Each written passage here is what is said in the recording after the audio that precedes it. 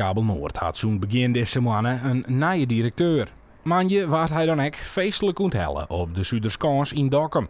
Daan van Beek wie al een aantal jaar haar techniek, maar had nou de switch naar het directeurschap maken. Er verandert in die zin iets dat je operationeel wat meer afstand zal moeten nemen vanuit de techniek. Je zult meer het gezicht naar buiten zijn, meer gesprekken met de gemeente, meer het verhaal van Kabel Noord naar buiten toe vertellen. Zowel naar de aandeelhouders als naar de klanten. De toekomst zorgt Van Beek rooskleurig in, om het Kabel Noord rap internet in gebieden brengen kan, werd geen orengrote marktpartij het brengen willen zoe. Daarnaast had Kabel Noord de gemeenten als aandeelhouders, dus ook daar binnen voordelen. We hebben een netwerk gebouwd dat nou zeker nog 50, 60 jaar mee kan als het niet langer is.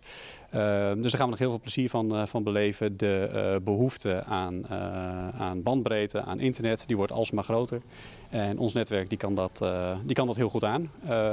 Dus hiermee zijn wij, met dit nieuwe netwerk zijn wij weer klaar voor de toekomst. Nou, de directeur dit vaak invullen mat, zal er minder met de hand aan de techniek zitten.